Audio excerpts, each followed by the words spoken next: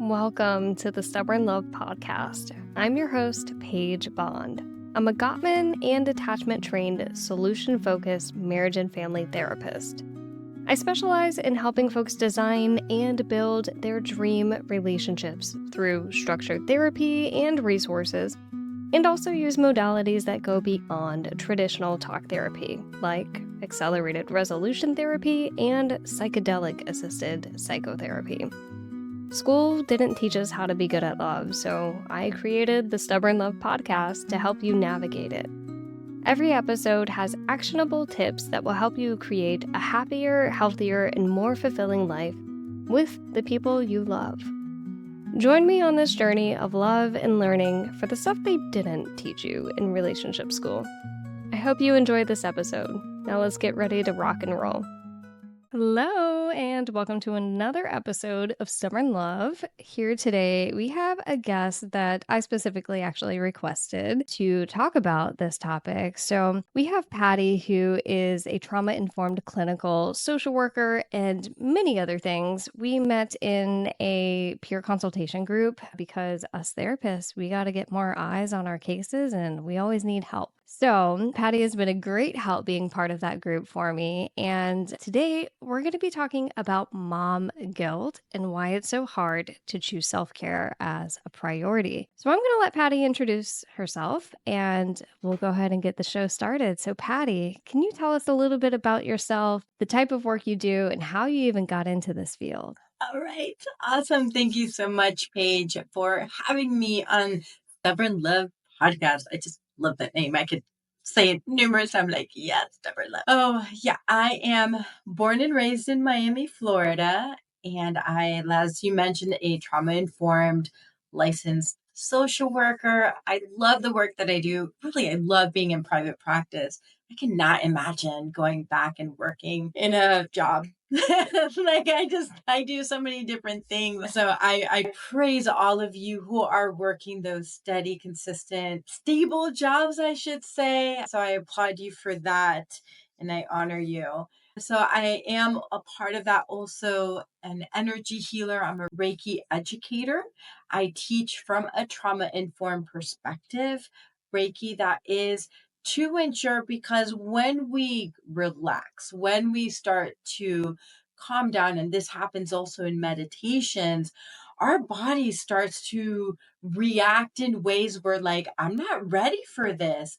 What is this emotion coming up? What is this feeling in my body coming up? And that could very well be trauma that's like, oh, I see a way out. Let me come out and pop. But we're not ready or understanding what's happening. So, as a trauma informed practitioner, whether it's therapy or Reiki, I mostly remind people it's okay. I don't like to use the word normal. Gosh, that I'm constantly having to explain what that means, but it's okay for this moment. Let's just breathe together. Let's allow it to happen. And I love to be present with people, and that's where compassion comes in. Oh, I work both in person in Miami, as well as traveling to different areas of the US or international. I speak both English and Spanish. What else? And I am a mom of 3 kitties. Those are good enough for me. Happily married to a Colombian for 3 years that we met on a dating app. So if anybody has questions on dating apps, like, I can tell you about that experience. And yeah, again, I'm just really happy to be here. And of course, I also work virtually, either offering therapy, Florida clients only, or coaching and energy, which I can work virtually as well around the world. Love it. And I love how you just have just a variety of offers to work with clients. And I want to go back to the talk about the trauma informed care because I see this a lot on, Psychology Today profiles or people's websites. And from my understanding, from how you just described it, trauma informed care is essentially maybe just kind of holding the trauma for them and letting them know, like, hey, if you've got something showing up, like, that's okay. Like, we're gonna go at a slow pace. We're not gonna, like, make you tell you all your traumas and, get riled up or anything. It's just like kind of going at their pace and being really having a gentle approach. Is that it? Correct. Oh, so if you think about trauma, what happens with trauma is that it's power being taken away from one thing or another. This could be environmental. So we were just before the show talking about the storm Debbie that's came through the Caribbean and then heading into Florida, that brings up trauma. People who've experienced hurricanes in the past, people who are just like, what is happening? So when we feel any kind of way out of control, we go into what we know as fight or flight response. And if that person wasn't able to resolve that fight or flight response, then that energy stays within our body, and then our brain constantly acts as, am I safe? And I always say this to clients, they're like, you're so dark. And I'm like, no, but that's really how our brain thinks. It's really always about like, am I gonna die? Like, it's kind of when I'm in a conversation, am I gonna die right now? Right. And we say that loosely, but that's how our brain processes that fight or flight response. And so, with a trauma informed care, we work on giving power back to the person. So we're constantly just saying, hey, would you like to sit here? Would you like a glass of water? Do you want some tissues? What do you want? And so that lets that person know, oh, I get a choice. I get to say yes or I get to say no. In a lot of trauma cases, especially if it's chronic, they don't have a choice. They're either just going to get their stuff beat out of them, the way that emotional, psychological trauma, when they're just like, wait, is this real? Is this normal? Like, what's happening right now? And so we bring back this idea of, well, what do you think? And let's see if what the facts are, not what's real, but what the facts are. And then, okay, well, where'd you get that conclusion? And so then that leads us to, what we're going to be talking about, the guilt and really the shame that comes with a lot of behaviors or decision making. Does that make Yeah. sense? Does that answer that question? Yes, it does. And I love that you went there. It sounds like the process is very consent focused. Like you're asking Correct. permission of like, okay, is it okay if we go this step forward? And I love that. That's so beautiful because, like you said, it's that power being taken away from them. How empowering for it to feel like, oh my God, wait, I have a choice in this matter. Like, Mhm. that's so beautiful. So we kind of got to talking about like on Instagram of, hey, I'm having like some clients struggling with like mom guilt. Like, would you like to talk about that? And you're like, yes, let's do this. I love that you were so passionate about it. First, can we talk about and define like what is mom guilt and how you see it show up with your clients? Yeah. Well, I love to differentiate it because a lot of people focus on guilt, but what they don't talk about is the shame. And Yes. shame is the general concept about feeling bad about yourself. And that's different than guilt. And we'll go into that in a moment. So, with shame is like, I'm worthless. I'm not a good mom. I'm not a good wife. I'm not a good person. That's so general. Whereas guilt is a certain action of, for example, I can't tell you how often most of my clients are like, I told my child no, and I feel horrible, right? So they go from, I told my child no, so I'm feeling guilty for saying no. And then they go into shaming. I'm such a horrible mom. I was working with a client recently, and she was like, I'm going to ruin my child's life because I said no. That is huge for saying no one time to this idea that you're going to ruin this child's life. Let's talk. So that's why I was Yeah. like, let's bring that up because, again, here's that story. I'm a bad mom. I'm not good enough. Or my daughter or child is going to hate me like I hated my mom. And so then I'm like, oh, okay, now we're getting to the good stuff. And they're like, Yes. why are you excited about that? And I'm like, sorry. I get excited when we start hitting that nail on the head that comes upon through storytelling, right? Where we start not going into why you feel this way, but let's go back to when did it start? When did that first inkling start to happen? And a lot of where shame and guilt come from, honestly, is not present moment. It comes back, right? So I always talk about let's talk about your mom, let's talk about your dad, let's talk about religion, let's talk about where you grew up. And then they start seeing this much bigger picture and they're like, oh, well, my mom was constantly saying, well, guess what? You're repeating that to the T. I didn't realize. You know, and so that's where I help my clients is like, let's just look at this and let's be gentle. Yeah. Okay, so there's so much you said there. I love everything. First, to go off and discern between the guilt and the shame. So it sounds like guilt is more externalized, and we can make a little bit more understanding of it, of knowing, okay, there's a behavior and like that I did or that someone else did, and now I feel a certain way. But the shame portion is this internal message or belief that we have about ourselves Mhm. that can be really damaging, really critical to our core being. Okay. Love that Correct. because I think we call it mom guilt, but it's actually mom shame. It sounds like. Correct. Yeah. Okay. And so it sounds like usually what happens, the situation that they're going through that they're talking to you about, it's not really rooted in the situation. There's some other message or situation that might have happened earlier in their lives, or a multitude of situations that really contributed to this view of how shameful they feel, right? Mhm. Ooh, Exactly. that's heavy. And you Yes. talked a lot about like the different aspects too. It could be religion, it could be family. Maybe there was, a weather event somehow that could have contributed. I'm saying weather because we're both in Florida and experiencing, a little bit of a hurricane right now. So there's so many factors that can go into this. What do you do when that shows up in the room? How do you help? Yeah, for sure. Well, one of the things is I help them to differentiate, right? Let's talk, is this guilt or is it shame?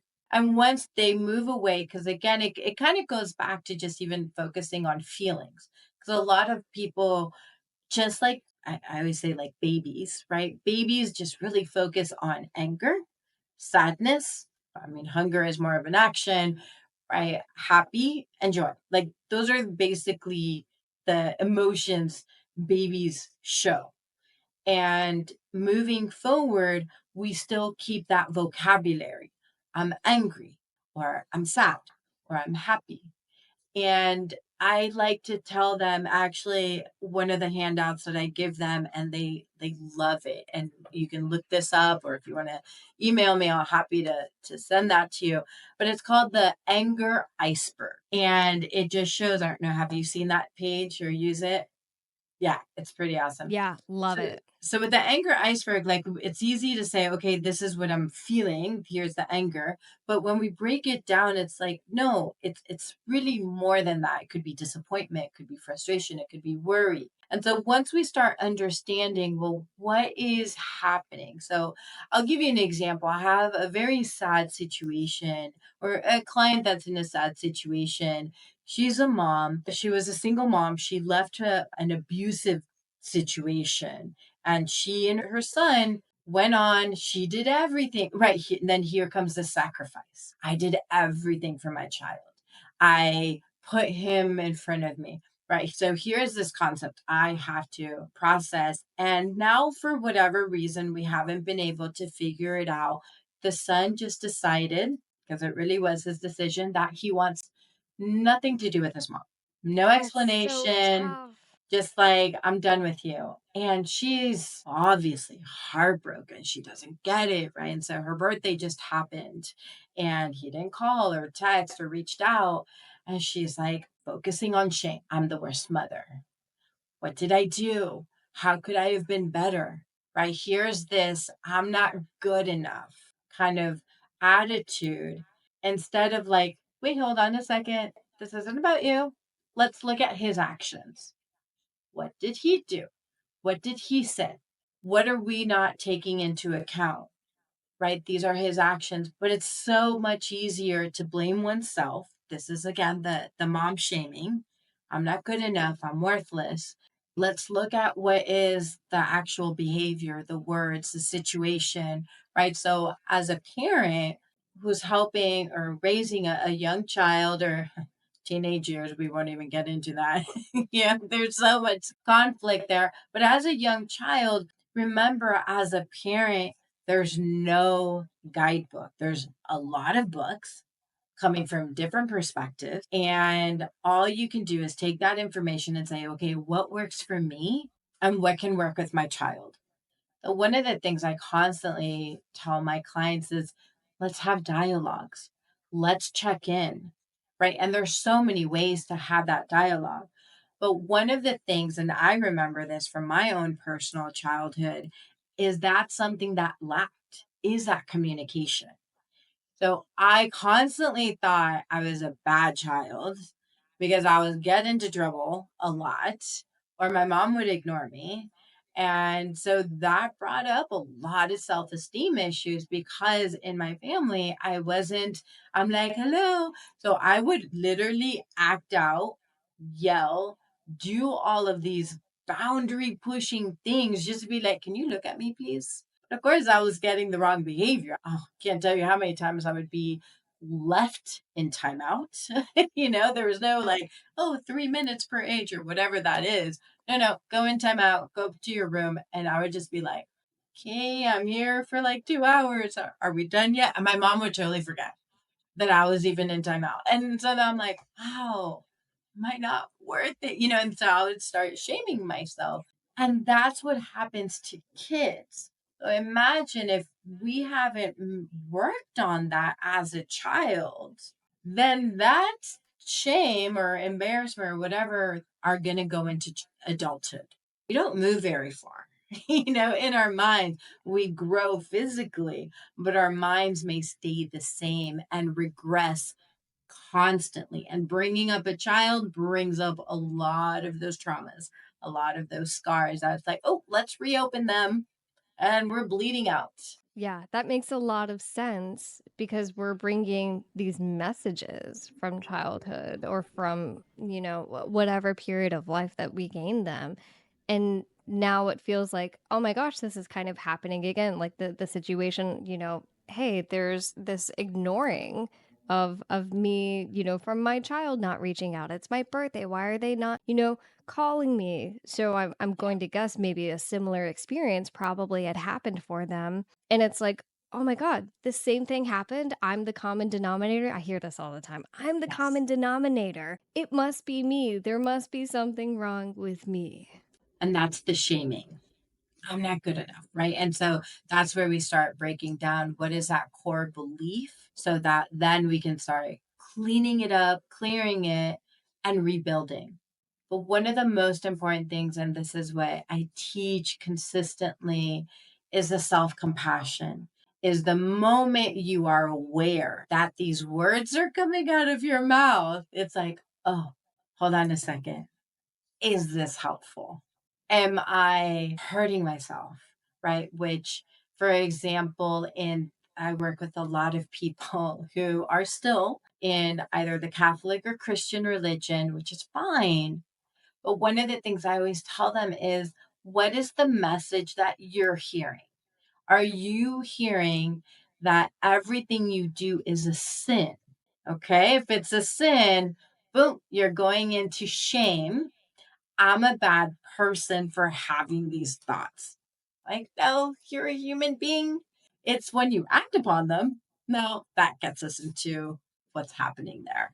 And so that's why I like to ensure, like whenever with my clients, I say, imagine you're having a conversation with me. Go ahead and have it out loud. Don't have it in your head. Have it out loud and hear what you're saying. Then we can step more into awareness. They're like, oh, I'm talking to myself. Am I crazy? And I'm like, no, quite the opposite. The more you talk out loud to yourself, the less ideal of crazy because you're not combating 30,000 thoughts that happen in your head from all different areas, all lifetimes. It's a whole different subject, but like all like your childhood, all of these memories are coming back. And if you keep stay in your head, that's where the chaos and the guilt and the shame just keep magnifying. So, first step is to identify, ooh, so this is actually a core belief. Let's talk about it. Let's start slicing away to see, between fact, between feeling, between what's going on right now. And then moving into, once you get to that part, okay, let's externalize this. Let's actually like get it out for you and talk about it so that you're not fighting this war internally just constantly, because that's where I'm guessing the anxiety comes from. That's where the shame spiral, the worst case scenario, right? Okay. All Mhm. right.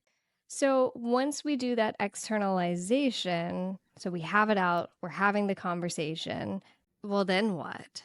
It still feels pretty bad usually at that point. Make it a little bit of relief, at least for like talking about it, but it's still, we're in the same situation, right? So what's next? I hope you're enjoying this episode. I want to take a moment to invite you to sign up for my free attachment dynamics workshop. We have partners use this as a foundation before we get started in relationship therapy.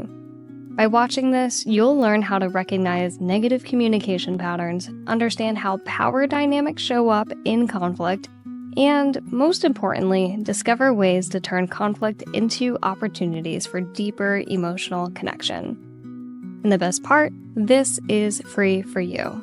Make sure to head to pagebond.com or hit the link in the show notes to access it for free. Now let's get back to the episode. Yeah, going back to is having that self compassion. One of the most important things is kind of like going back to that client I was talking about is you can't change what happened in the past. So if you made a mistake on how you think you raised this child, you can't go back there, right? You did the best that you could with what you knew and appreciate that. Just remember that, honor that. Right. And so here it comes back to let's have self compassion towards the past and self compassion towards what's happening right now. But also, it's important to grieve. Right. So in this situation, we're working on grieving the loss of a child that is still alive. And unfortunately, it happens. We see this, I don't know if you do, but I see this a lot of times in inner circle, right? Like the family cycle where all of a sudden the adult child gets mad at another adult child or sibling and they go at it and they still go at it as though they were 10 years old and they can't get past it. So then that causes chaos with the mom or trying to bring in the peace, be like, "You children, let's all get along." But we have to honor that they are choosing not to get along, that they're bringing in more than likely the past of not feeling good enough. And then they argue, right? And it comes out in anger. Again, if we broke it down, it would be they don't feel good enough or whatever core belief that is. But the reason I always say, let's just talk about it, right? Be very careful of also who you talk to because a lot of times we go to our friends, but our friends are going to give a lot of times advice based on their experiences. They're like, do this how I did it because it worked for me. But like they said, it worked for them. Doesn't mean you're in the same situation. So it may not work for you. That's again why talking to a professional, a therapist, is going to be very helpful because we come from it at a neutral state. And one of my client or all of my clients are like, you ask so many questions, but they're always good and laser point. They're like, you're good. I'm like, years of practice. Yeah. And it's just like asking, like, okay, where's that coming from? Or how is that coming in? But again, self compassion is really important and knowing and removing this. What I'm doing now in this moment is going to permanently scar this child. And this is again where trauma comes in. A lot of people believe that trauma is forever or that somebody who goes through a traumatic event is going to experience traumatic symptoms. That's actually not true. Trauma, people experience trauma because it becomes almost like what Gabor Mate says, it's a psychological wound that hasn't been healed. Oh, let's say here's like two different examples. Let's say a parent is doing something and a dog comes and bites the child.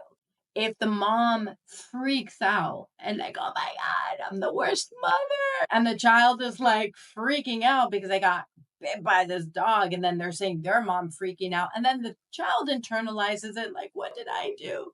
Trauma right there because of how the behavior happened. How to move away from trauma is okay, the mom is busy, comes back, the child gets bit by a dog. Well, make sure the dog is away and then go to the child. How are you feeling? Are you okay? You must be so scared. I know I was scared, right? So I'm not Comforting focusing them. as a mom. I'm the worst mom. No, my focus is this child okay? I need to be calm so my child is calm. That So reduces interesting. trauma. Wow. So it's coming to the care of the person who is wounded rather than focusing on this personal internal experience that could actually end up wounding the person who's experiencing the trauma. Correct. Ooh, okay.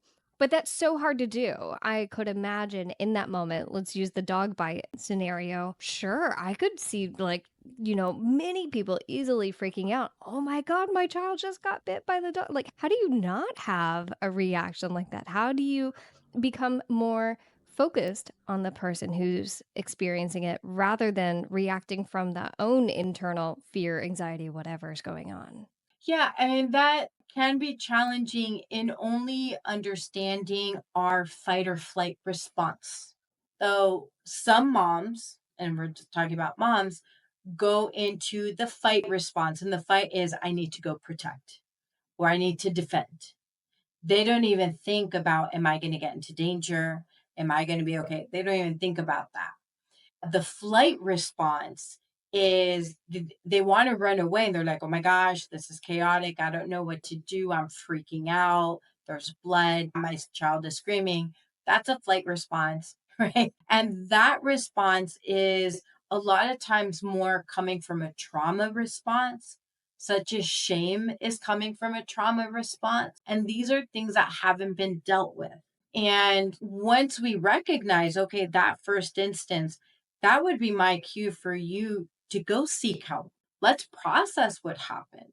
Let's discuss it. Let's break it down. How did you react? And was this coming up? Because I also work with a lot of clients that disassociate, right? Or go into that freeze response and they're like, I don't know what to do. My child is dying, right? That freeze response, 100% trauma, right? They're not there. So again, it's recognizing how do you respond to traumatic or challenging situations, work through it, because then that's where we practice self regulation.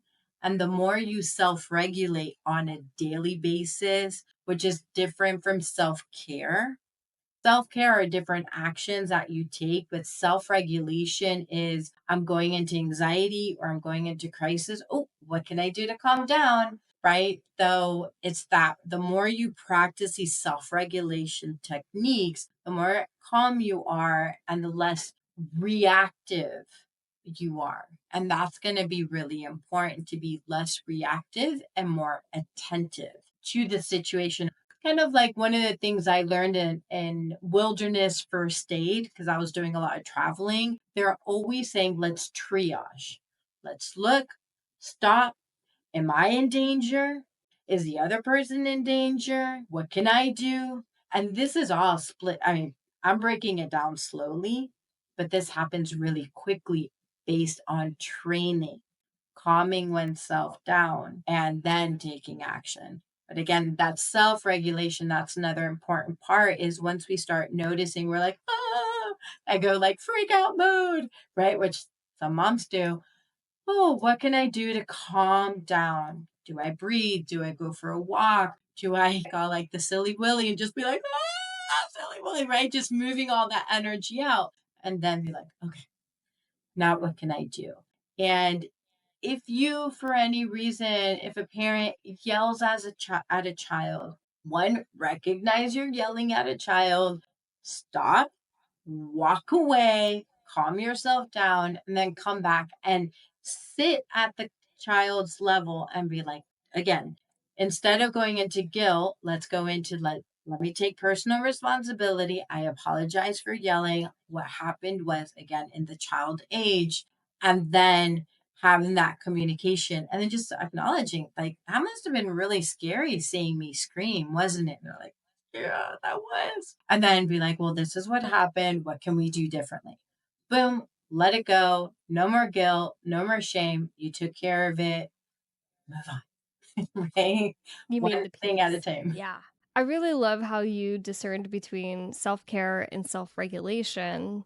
And it sounds like if someone does not have a routine or a pattern of self regulation strategies, this is how we can easily pass down this intergenerational trauma. Like, I saw it so vividly as you were explaining this of like, oh, if parent is in fight or flight mode, they're going to pass that on to their child. Child's going to grow up experiencing that kind of like, oh, this is how I should be reacting because this is how mom reacted in a scary situation. I just saw that clear as day. It makes so much sense. And so it sounds like it's very, like, one of the utmost important things to do is to work on that regulation, to be able to teach your child how to regulate and move about in the world, the day. Yeah. Exactly. It's again kind of going back to like when I notice, like, if I'm yelling, right? My fight or flight is I fight. I'm like, I just become an ogre. And again, because of my personal therapy, practicing self regulation, doing all these different techniques every single day, I recognize when I call it the ogre starts to come out. I'm like, oh, here it comes. I put myself in timeout. I talk out loud. I figure out, okay, what just happened? Why did I get so mad? What do I want to do about it? Calm myself down. And then I go back out. I'm like, okay, I'm ready to talk. Are you ready to talk? And then the other person can say yes or no. If they're not ready, to be like, okay, well, I'm good. You let me know when you're good. And again, it's giving that permission even to a child instead of saying, oh, you need to listen to me right now because I'm your mother or I'm your father. Oh gosh, we need to get rid of that. Yeah, That it brings does up a help. lot of shaming. Yes, yes. Wow. I'm so glad we got to this point. Like, I didn't think that this is where the conversation would go. But again, it just makes so much sense. So, you gave a couple of examples of what that regulation looks like. How could someone put this into a routine of daily practice that is, separate, like you said, from their self care practice? Or maybe they also need to work on the self care too. But what are the specific strategies that they could work on to start putting self regulation as a part of their practice? Yeah, so three self regulation techniques that I teach my clients right away. Because again, working with trauma, that starts to come up, and then I say, okay, let's pause. One of them is what we call the butterfly hug, right? And there's different techniques, right? I mean, I usually say you can do it from here, you can do it from here, or even here. Say which one feels good to you, right? And so you find, well, some people like it here, some people like it much closer. And then you hold on to yourself and you're just like, okay. And then just slowly start tapping. I can feel the tap. I can feel it. I'm calming. I'm being present. And so we just keep tapping slowly left to right until we notice our breathing, which is probably shallow, right? That's the fight or flight response, starts becoming deeper. And it's almost like this big bubble that's up here starts to decrease and start moving down. And we're like, oh, okay, once it's down, then we're like, that's one technique. Another Before going technique, into go the ahead. others, actually, I want to ask, Yes. why is that helpful? I mean, simply just, putting yourself into a tighter position, into like this self hug position and tapping, why would that help you feel more comforted and down regulate yourself? Yeah, great question. Well, one, we're crossing the left or right hemisphere. And so once we do that, now our brain goes from being chaotic to like, oh, what's going on? We're doing something different. Okay, so now we're on opposite sides. And it's giving our brain a little bit more work because this isn't automatic. Well, it can be. Some people do this automatically, but they don't realize it. Right. So when we start doing this, and then the tapping helps to actually bring down the nervous system. And we do this a lot. A lot of children do this with the rocking, right? Yes. And some kids tap themselves, right? Or they tap their legs and they do this. They're self regulating, right? Or sometimes they start to, which is why I do like the silly willing, right? It's just a silly name, but that's another self regulation where you're actually shaking the energy out. And this has been proven in science, and we see this in animals, where that's a self regulation technique that reduces the anxiety or the trauma response. You shake out that energy, let it flow through. And then we're like, okay, now I'm going to go back around our day, right? We can think of like the deer in headlights kind of situation. That's a freeze response. And the moment the deer is like, I'm good, it shakes off that energy of fear. And it's like, let's go jump along. Let's go jump away from danger, right? Are they thinking Yeah. this? Of course not, right? Yeah. Those are two practices. And the third one is using your five senses. It's a mindfulness practice. And that's where you look around the room and you say, okay, what is one thing that I'm looking at? Okay, I'm looking at this wall. What is something that you smell? What is something that you're listening to? Start with one thing at a time. And if you realize, okay, I need more, okay, what are two things that I see? Right. And let's describe it. Are we looking at this wall? Am I looking at don't look at technology. Leave your phone alone. That's going to just regulate you even more. We want to stay in this present moment. Where are you now? And that could even be like, let me touch my skin. Oh, it's a little bit, dry, or it's moist, or I'm feeling sweaty, or wow, I think I'm thirsty, or what would this glass of water be like? And then we start breaking that down. People are like, but that's so simple. Yep, that's self regulation. It is much more simple than staying in here, which is full of chaos. We need to get back into our bodies because our body is really what's going to tell, like, physically move us in one direction or another. But if we tell our body we're safe, we're in control, we're okay. And again, this takes less than a minute. People think this, you got to be doing this for like 5 minutes. No, 1 minute is really enough to start bringing yourself down. The more time you have, the couple more minutes, it just really keeps you in that self regulation. So you stay calm. So if something else like pokes at you, you're not like back up to like 10, right? You're just like, oh, okay, I'm at a 5. Okay, we're good at 5. Do I want to go down a little bit lower to like really calm 3? And you can ask yourself, okay, yep, let's keep breathing. Let's practice that mindfulness. Do I want to hug myself a little bit more? And another thing, going back to the hugging, if we know in a lot of cultures, and some even here in America, are swathing, right? I don't even know, swaddle, I think, I where think they swaddle. wrap the babies really tightly. So that's kind of what we're imitating. We're bringing back together this idea of we're being hugged. And it's not somebody outside of us, but it's us doing it to ourselves. Be like, I'm going to hug myself. And you're like, "Mm." And it feels so good. The brain doesn't know if it's somebody else or if it's you. Yeah, I love that. And I'm quite often a self-hugger. I love it. Like this is something that I think I even do automatically. I don't even notice. So it could be, as a break in between sessions to kind of get myself back down to regulation, be prepared for the next thing. I love it. This is so comfortable to be able to do this self-hug. So I love all these strategies you gave. Like you can do this at work, you can do this in between setting your baby down for a nap. Like these are some really great, like you said, easy, simple strategies. They don't have to Mhm. take forever, like 1 minute. I love it. Ooh. Okay. So we have to start winding down, but is there anything that we did not cover yet that it would be really important for listeners to hear, or is there anything you want to leave listeners with before we wrap up? Yeah, the most important thing I want listeners to keep in mind is what is the dialogue you're having with yourself? If you continue to point the finger and say that you're not good enough, or you're a bad mom, or you're going to ruin your child, that language is being picked up. I can't tell you how often I hear that from even my loved ones.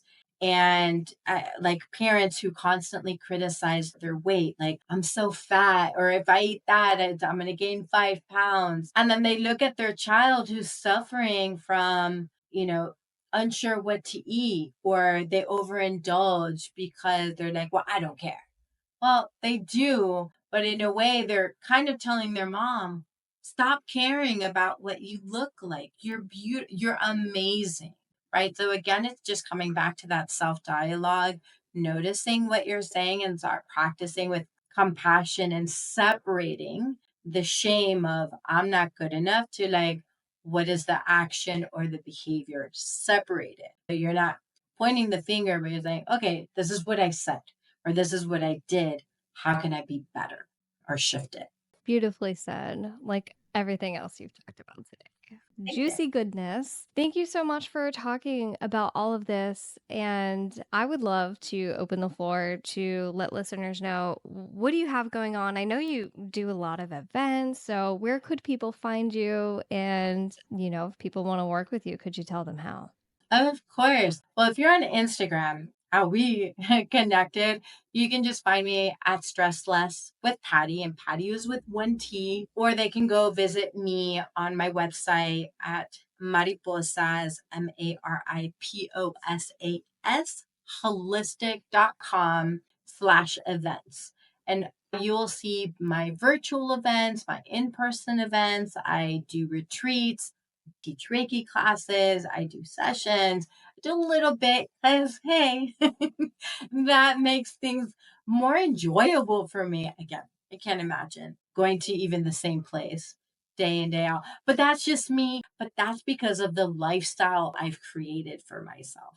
But that's how you can find out more about me. Let's have a conversation, and I'll be more than happy to pass on some resources that I've given to my clients so that we create new words to say to ourselves instead of the same, I'm not enough. So we're going to switch that.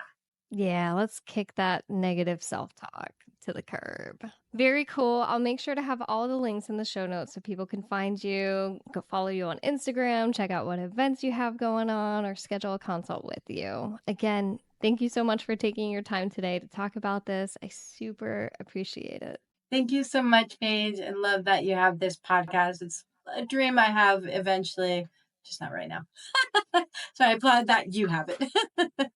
Coming up, though, on the future, it's always good to dream. Exactly. All right, listeners, I will catch you on the next one. See ya. And that's a wrap for today's episode of Stubborn Love. I hope you gathered some wisdom to bring into your love life and improve your relationships. If you enjoyed today's chat, don't forget to subscribe and leave a review. That'll help this episode reach even more listeners. If you have any questions or stories you would like me to cover in the future episodes, drop me a message. I love hearing from you. If you need extra support in your relationships, check out how we might be able to work together by hopping on my website at paigebond.com. Until next time, don't let being stubborn keep you from secure love. Catch you in the next episode.